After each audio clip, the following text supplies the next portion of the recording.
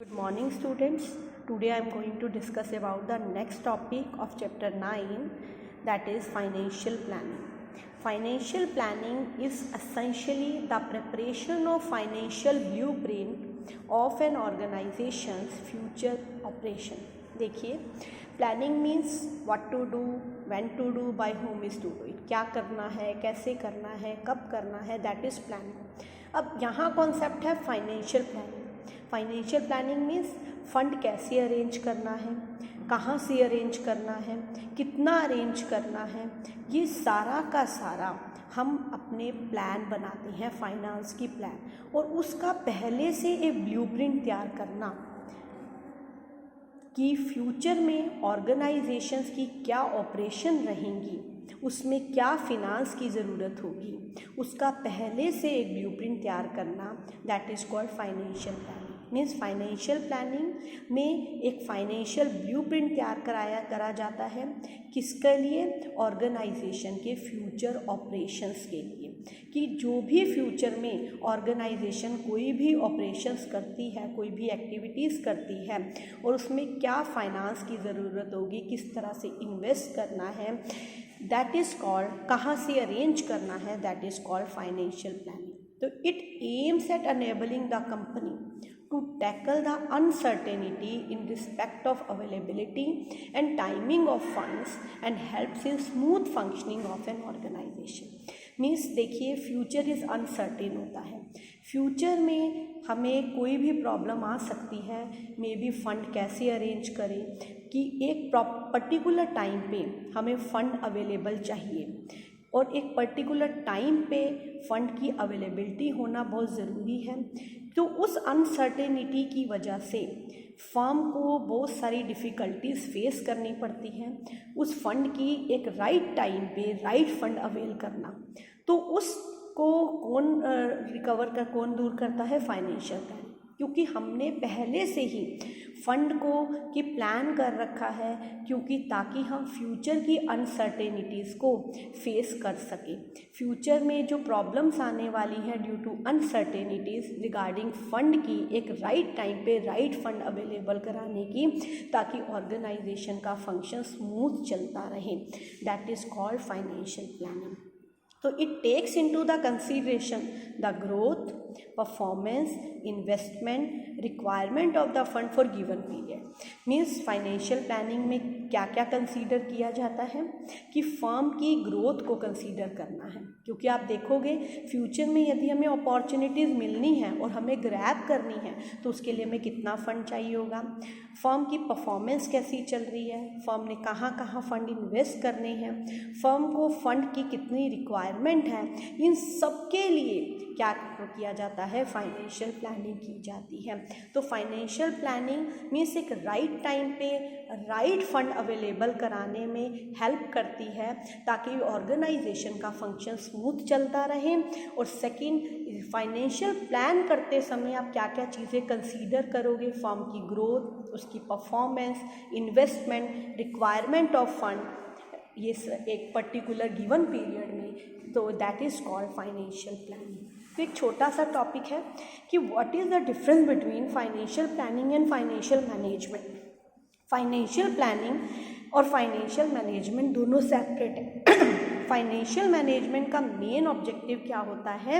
Share holder की wealth को increase करना ज़्यादा, ताकि मीन्स जो इन्वेस्टर्स ने अपने शेयर इन्वेस्ट कर रखे हैं, उनकी मार्केट प्राइस जितना ज़्यादा बढ़ता चला जाएगा, नेचुरली उनकी शेयर होल्डर की वेल्थ बढ़ेगी. तो फाइनेंशियल मैनेजमेंट में ये देखा जाता है फंड कैसे इन्वेस्ट करना है, कहाँ से इन्वेस्ट करने के लिए पैसा आएगा, और जो प्रॉफिट आएगा उसे कैसे डिस्ट्रीब्यूट करना है. ये आपने डिसीजंस में पढ़ा था. बट फाइनेंशियल प्लानिंग क्या होता है? वो डिसीजंस जो कहाँ से आना है, कैसे करना है, कैसे इन्वेस्ट करना है, उसका पहले से प्लान कर लेना, ताकि फ्यूचर के जो अनसर्टेनिटीज़ आए उनको इजीली टैकल किया जा सके, ताकि ऑर्गेनाइजेशन के जो ऑपरेशन हैं वो स्मूथ चल सके. That is called financial planning. Next आ जाता है what is the definition of what is the definition of financial planning. क्या है डेफिनेशन? देखिए, The process of estimating the fund requirement of a business and specify the source of fund is called financial planning.